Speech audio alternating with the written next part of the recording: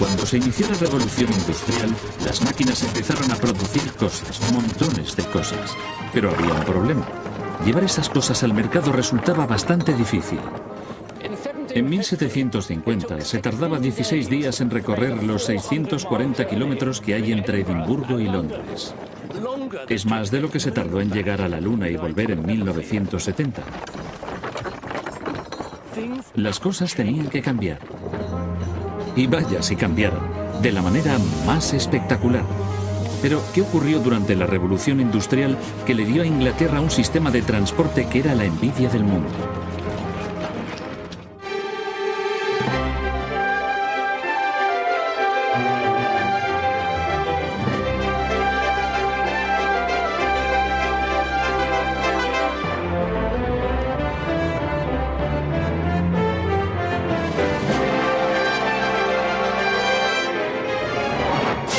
¿Qué hizo la revolución industrial por nosotros?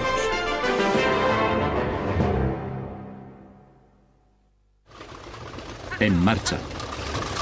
A mediados del siglo XVIII, la única forma de moverse por Inglaterra era en coche de caballos, pero no era tan divertido como puede parecer.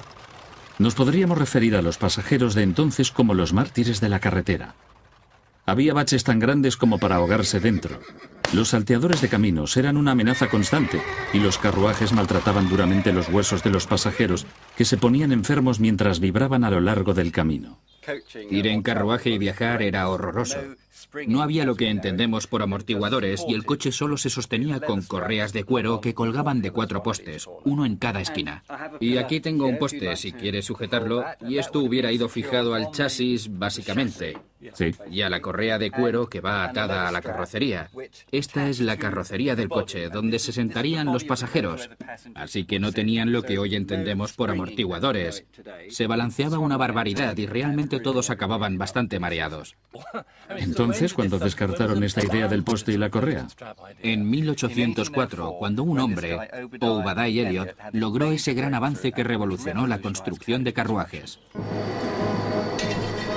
La innovación de Obadiah era simple. Cogió 2 barras de hierro, las trabajó en su forja formando un islote en las puntas y luego curvó cada trozo formando una media luna. Cuando se enfriaban, las 2 partes se encajaban perfectamente tomando una forma elíptica característica. Y así dio con una solución maravillosamente sencilla que le hizo famoso. Y aquí está el producto terminado. Este es el muelle elíptico y así es como funciona. ¿Lo ve? Voy a probar. Sí, muy robusto, muy resistente. Y esto es la suspensión. Y aquí es donde se asienta en el eje. De forma que este único muelle es lo que junta el eje con la parte del carruaje. Así toda la carrocería, con conductor y ocupantes, se benefician de la suspensión. Se ve realmente que ha sido un pionero de todos los principios de suspensión modernos, ¿verdad? Este carruaje es como un coche moderno sin motor. Totalmente. Y estos muelles todavía se fabrican hoy para vehículos de transporte moderno. Un invento fantástico. ¿Sí? Un tipo listo.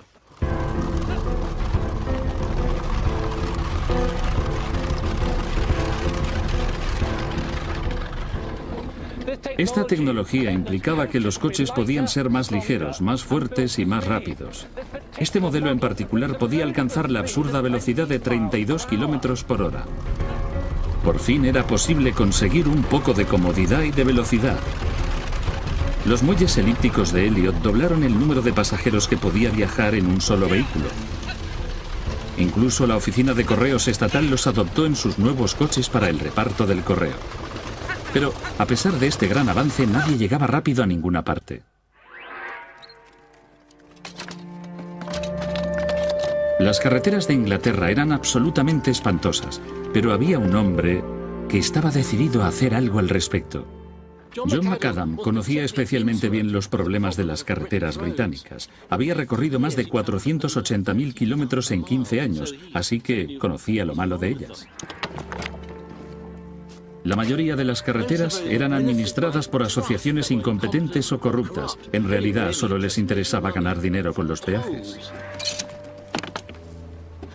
Por consiguiente, no había ningún sistema para construir o mantener carreteras. Él aseguraba que el suelo raso que formaba el firme de cualquier carretera tenía fuerza suficiente para soportar el peso del tráfico.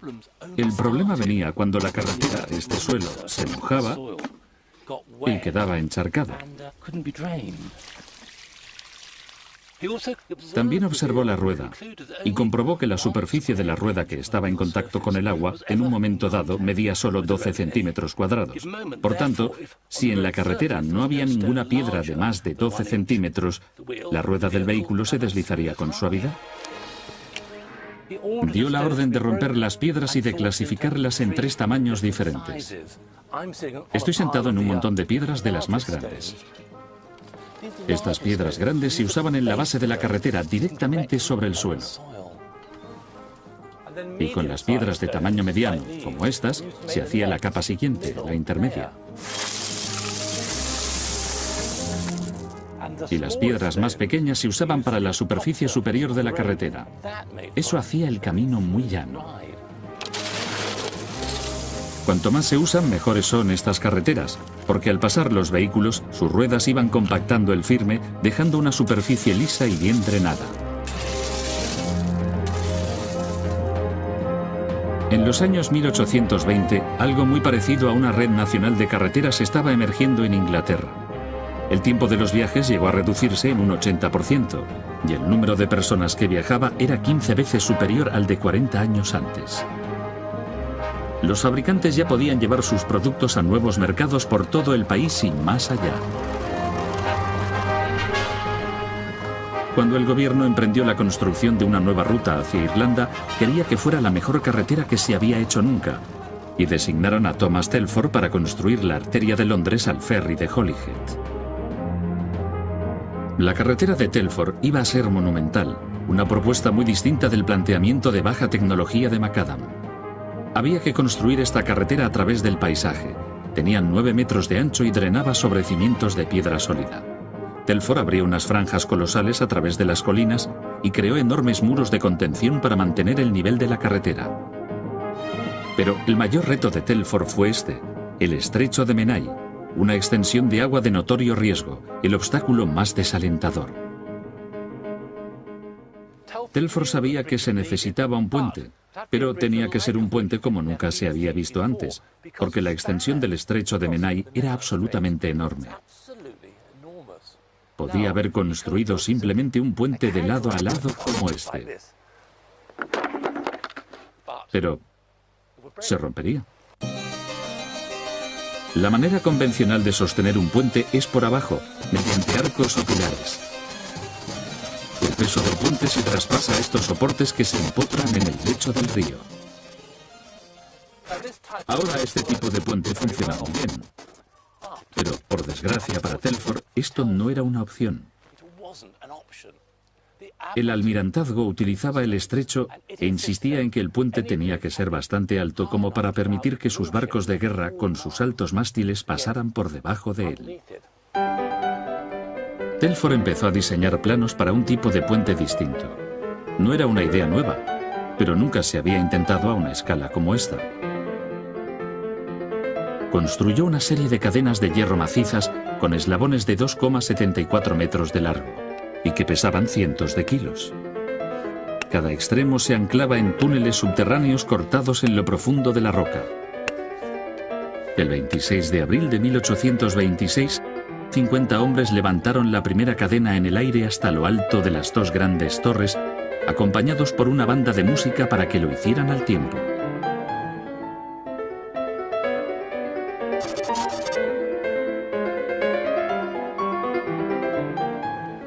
Con las cadenas colocadas, el camino a seguir era claro: poner una calzada en suspensión. 5.000 personas vinieron a presenciar la apertura del icono del mundo moderno de Telford. Un puente colgante. Gracias a Telford, el gobierno tuvo su carretera a Holyhead. El almirantazgo tuvo una salida para sus barcos y el estrecho de Menai tuvo el puente más ambicioso que el mundo había visto nunca. La ruta a Holyhead de Telford representaba el cénit de la construcción de carreteras en la época. Pero conforme la revolución industrial ganaba ímpetu, las carreteras iban cada vez más llenas. Y las carreteras tenían otra gran desventaja. Usarlas era caro. Los caballos solo acarreaban cosas a poca distancia y no podían con cosas pesadas. Y luego había que darles de comer y alojarlos, igual que a sus cocheros. Y había que pagar peajes. Esto significaba que transportar carbón por carretera a solo 16 kilómetros doblaba su precio. El tercer duque de Bridgewater, uno de los hombres más ricos de Inglaterra, se resentía de ello. Había heredado una mina de carbón cuyos remanentes están aquí en Worsley, cerca de Manchester. Funcionaba con pérdidas, pero el duque sabía que podría sacar beneficios, solo si transportar este carbón fuese más barato. Contactó con un constructor de molinos medio analfabeto llamado James Brindley para que le ayudara a hacerlo. Al recibir el encargo, Brindley se metió en la cama durante 3 días para soñar con la manera de conseguir el ambicioso plan del duque. Brindley soñó con inundar las minas y llevar el carbón flotando directamente desde la mina hasta el corazón de Manchester. Los caballos seguirían proporcionando la fuerza, pero el agua llevaría la carga.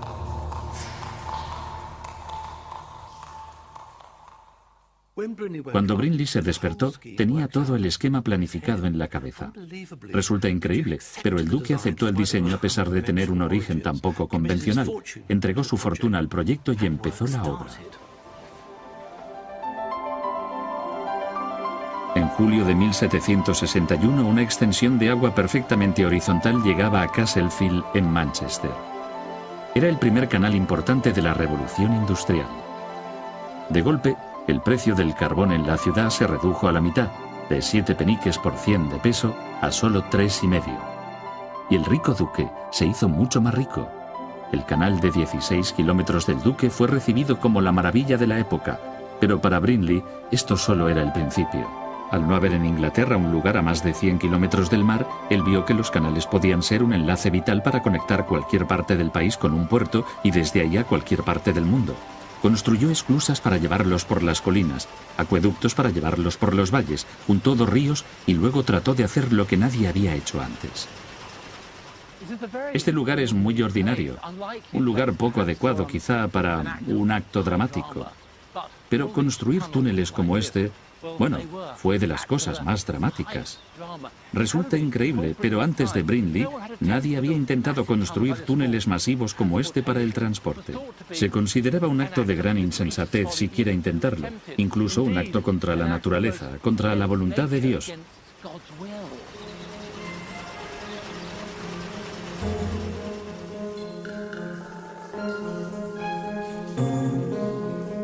A pesar de ello, Brindley siguió adelante, perforando una línea recta de más de 1,5 kilómetros que atravesaba la colina.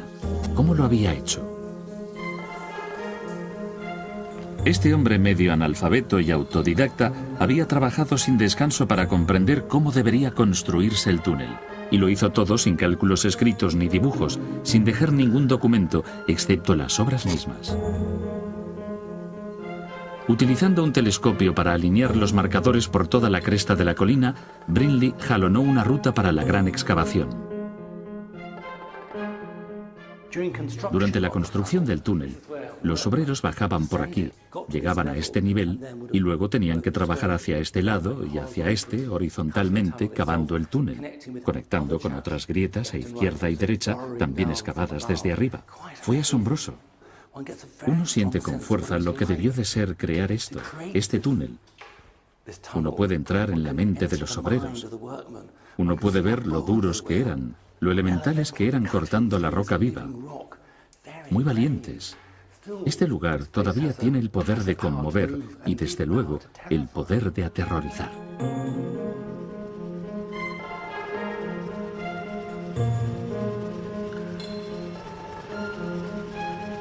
En menos de 12 años, Brindley había iniciado un sistema de transporte totalmente nuevo para el país. ¿Y su recompensa?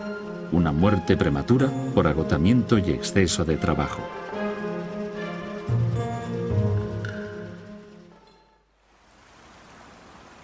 A principios del siglo XIX, 50.000 personas trabajaban en las vías navegables de Inglaterra.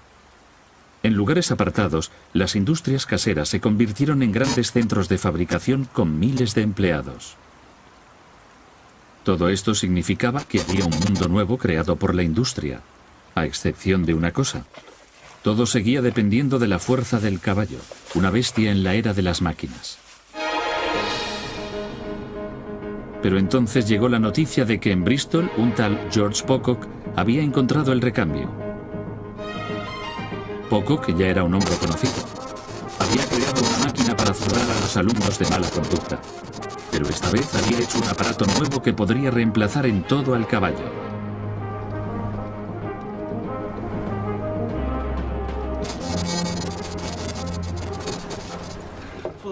Por primera vez en 200 años hemos recreado su invento, el charvolán o carro volante, atando una cometa al carruaje. Dejaba que el viento hiciera el trabajo y era famoso por aterrorizar en los pueblos donde llegaba precipitadamente con su extraño aparato. En realidad nunca llegó a cuajar, pero hizo pensar a la gente en la posibilidad de otras fuentes de energía aparte del humilde caballo.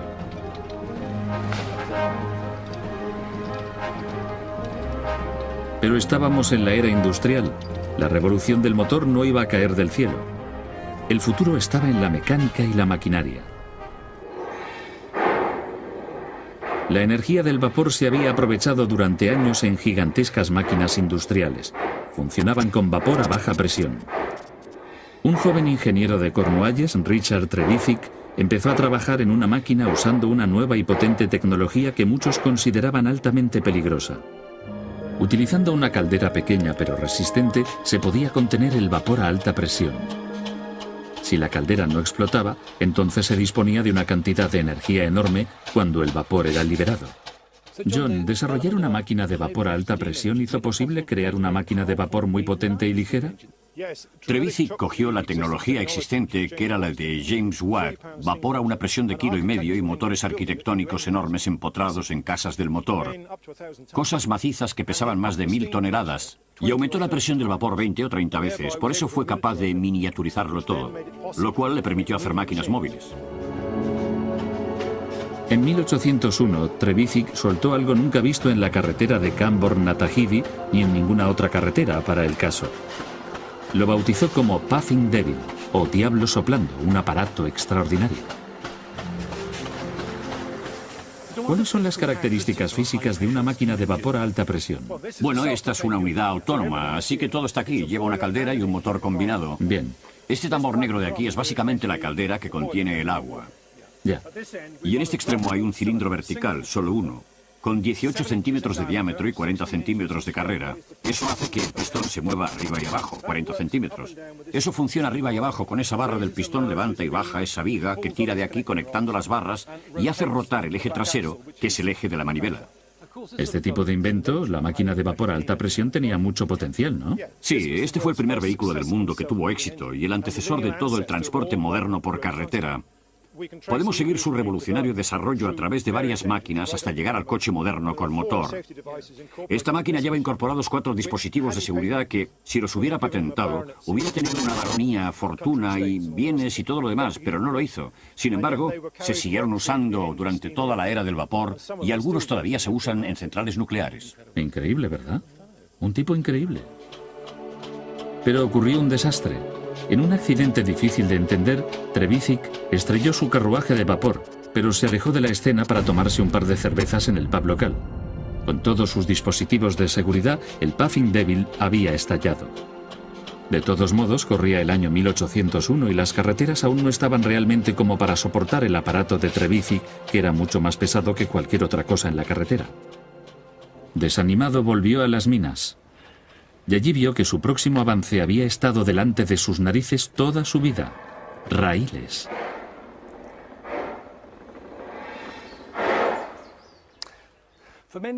Durante muchos años, estas pistas maltratadas, conocidas como vías, llevaban al caballo atado a carros como este, llenos de carbón desde la mina hasta las barcazas del canal.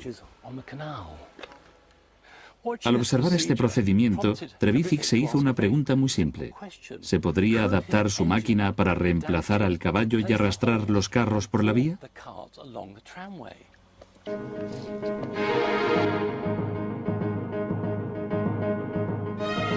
En 1803, el genio de Cornualles se puso a trabajar para traspasar la fuerza de su máquina a este nuevo y emocionante fin.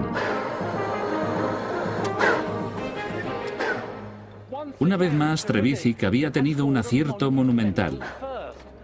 Su mente brillante había conseguido esto, la primera locomotora de tranvía del mundo.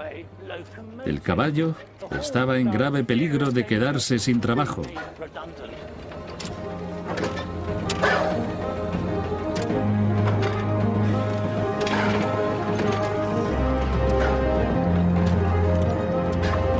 Trevithick es el padre del ferrocarril, pero es un héroe olvidado.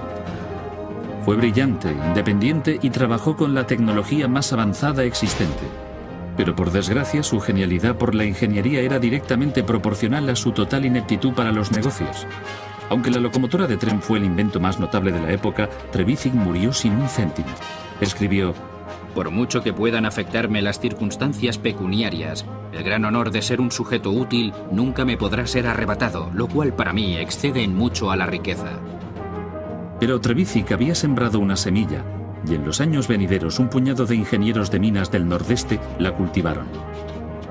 Uno de los que habían visto una versión de la máquina de Trevithick era un tal George Stephenson. El astuto Stephenson no tenía intención de morir sin un céntimo como Trevithick. Estaba convencido de que él y su hijo Robert podían unirse a la vanguardia de la revolución industrial y ganar una fortuna con sus máquinas de vapor. En 1829 ellos habían construido la primera máquina que podía transportar a una persona más rápido que un caballo al galope. Ahora está en el Museo Nacional del Ferrocarril en York. La genialidad de Robert Stephenson fue combinar toda la tecnología disponible en una máquina y luego mejorar radicalmente esta tecnología. Uno de los secretos de su éxito fue colocar estos pistones y cilindros en un ángulo de 45 grados. Otras máquinas los tenían a 90 grados, bombeando hacia abajo, lo que hacía que la máquina se tambaleara. Esta es una manera muchísimo más eficiente de dirigir las ruedas. El gran secreto de la Rocket, cohete, está dentro de este horno. Aquí dentro hay 25 tubos de metal que ocupan todo el largo de la caldera, cada tubo con un diámetro de 7,5 centímetros. Las otras máquinas tenían un solo tubo muy grande. Tener 25 tubos significa que esta máquina tenía una superficie para calentar el agua en la caldera 5 veces mayor que las otras. Esto significaba que la Rocket podía tener una cantidad enorme de vapor muy rápido. Y si esto no fuera suficiente, hacía un uso creativo del vapor gastado.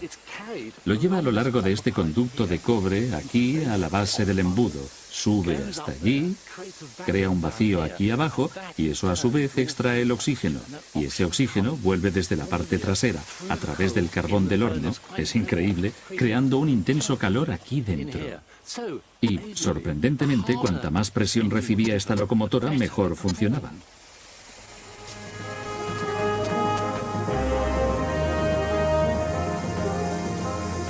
La Rocket de Stephenson se presentó a un concurso público destinado a establecer de una vez por todas el futuro del transporte en tren. En las pruebas de Rainhill, las mejores locomotoras de la época lucharon por el derecho a operar en la nueva línea de ferrocarril de Liverpool a Manchester. La Rocket barrió a las demás competidoras. Los pedidos llegaban a montones y la fortuna de Stephenson estaba garantizada. Un mes después de su inauguración, el ferrocarril de Liverpool a Manchester había forzado el cierre de más de 14 diligencias que hacían el mismo recorrido a diario. En su primer año había llevado casi 500.000 de pasajeros y había anunciado el fin del transporte por canal. Ahora todo el mundo podía viajar. Se abrieron los suburbios porque la gente ya no necesitaba vivir junto a su trabajo. Comían diferente ya que los productos frescos de todo el país llegaban rápidamente a sus puertas. La Rocket y los trenes lo cambiaron todo.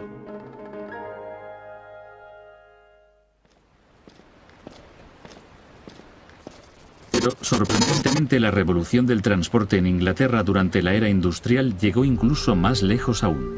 En 1809 se había escrito un documento extraordinario.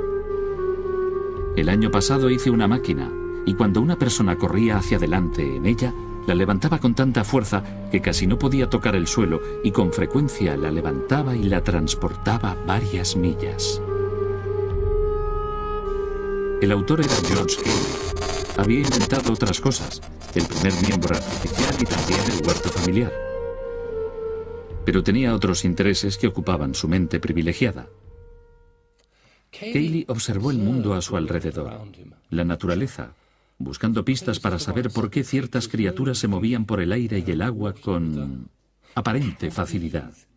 Estos bocetos del cuaderno de Cayley demuestran una comprensión de las formas naturales que ofrecen mínima resistencia. Supongo que hoy se diría que estos dibujos representan un estudio de la aerodinámica. Sus cuadernos revelan que hizo una observación crucial mientras observaba a los pájaros planeando en el aire. Cayley estaba intrigado y tomó la determinación de encontrar el secreto que mantiene a los pájaros en el aire. Ingenió una manera para poder estudiar la acción de un ala de pájaro a corta distancia. Ian, esto es una copia de la máquina construida por George Cayley. ¿Me puedes explicar cuál es la fuerza que identifica y demuestra? Bueno, demuestra que si mueves un avión por el aire, te eleva. A él le interesaba mucho esto porque observaba a los pájaros batiendo sus alas. Pero esto demuestra que puedes elevarte sin batir las alas, solo moviendo el avión por el aire. Parece muy sencillo, pero esto era increíble en la época, uno de los conceptos más innovadores. Y pensar que esto ocurría en los años 1790. Sí. Cuando la gente solo se interesaba por el vapor. Sí. Y George Cayley ya pensaba en la navegación aérea. Se lanzó a hacer una serie de pruebas y observaciones, y lentamente llegó a entender mejor cómo controlar la estabilidad y la dirección de un objeto en vuelo. Después de 3 años de experimentos, Cayley propuso un concepto totalmente nuevo. Cayley había diseñado la primera configuración moderna de un avión de la historia, con su plano principal fijo y un timón ajustable y de profundidad. Había trasladado la naturaleza a una expresión puramente científica.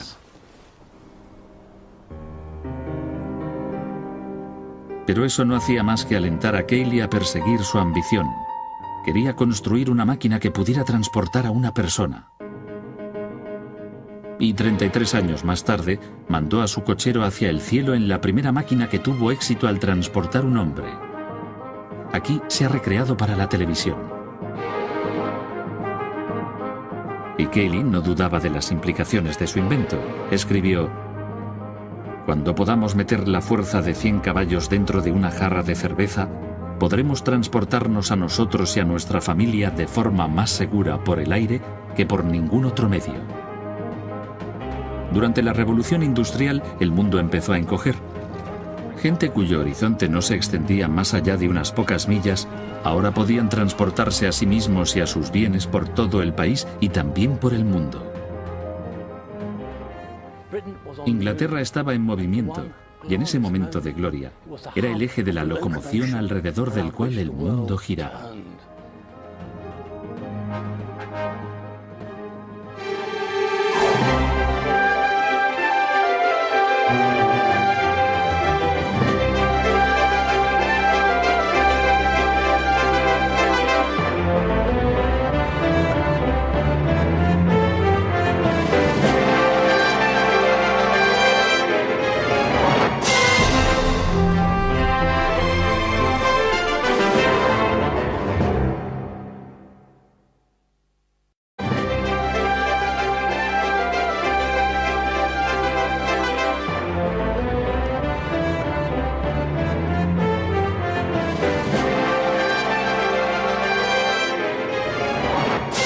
¿Qué hizo la revolución industrial por nosotros?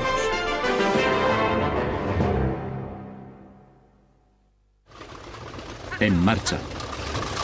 A mediados del siglo XVIII, la única forma de moverse por Inglaterra era en coche de caballos, pero no era tan divertido como puede parecer. Nos podríamos referir a los pasajeros de entonces como los mártires de la carretera. Había baches tan grandes como para ahogarse dentro. Los salteadores de caminos eran una amenaza constante y los carruajes maltrataban duramente los huesos de los pasajeros, que se ponían enfermos mientras vibraban a lo largo del camino. Ir en carruaje y viajar era horroroso. No había lo que entendemos por amortiguadores y el coche solo se sostenía con correas de cuero que colgaban de 4 postes, uno en cada esquina. Y aquí tengo un poste, si quieres sujetarlo, y esto hubiera ido fijado al chasis, básicamente. Sí. Y a la correa de cuero que va atada a la carrocería. Esta es la carrocería del coche, donde se sentarían los pasajeros. Así que no tenían lo que hoy entendemos por amortiguadores. Se balanceaba una barbaridad y realmente todos acababan bastante mareados. Entonces, ¿cuándo descartaron esta idea del poste y la correa? En 1804, cuando un hombre, Obadiah Elliot, logró ese gran avance que revolucionó la construcción de carruajes. La innovación de Obadiah era simple. Cogió 2 barras de hierro, las trabajó en su forja formando un islote en las puntas.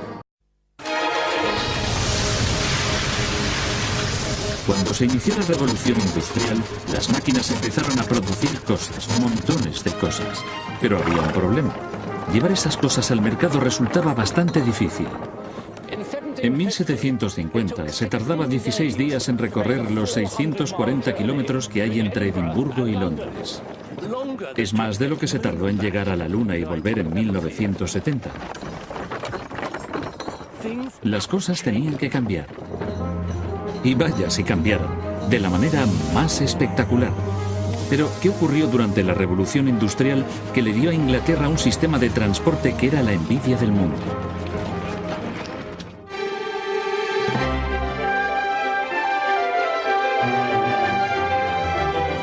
Este carruaje es como un coche moderno sin motor.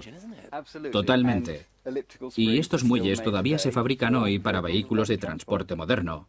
Un invento fantástico. ¿Sí? Un tipo listo.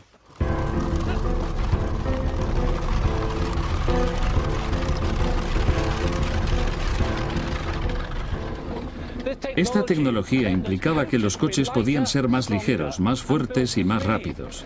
Este modelo en particular podía alcanzar la absurda velocidad de 32 kilómetros por hora. Por fin era posible conseguir un poco de comodidad y de velocidad. Los muelles elípticos de Elliot doblaron el número de pasajeros que podía viajar en un solo vehículo. Incluso la oficina de correos estatal los adoptó en sus nuevos coches para el reparto del correo. Pero, a pesar, y luego curvó cada trozo formando una media luna. Cuando se enfriaban, las 2 partes encajaban perfectamente tomando una forma elíptica característica, y así dio con una solución maravillosamente sencilla que le hizo famoso. Y aquí está el producto terminado. Este es el muelle elíptico y así es como funciona. ¿Lo ve? Voy a probar. Sí, muy robusto, muy resistente. Y esto es la suspensión. Y aquí es donde se asienta en el eje. De forma que este único muelle es lo que junta el eje con la parte del carruaje. Así toda la carrocería, con conductor y ocupantes, se benefician de la suspensión. Se ve realmente que ha sido un pionero de todos los principios de suspensión modernos, ¿verdad?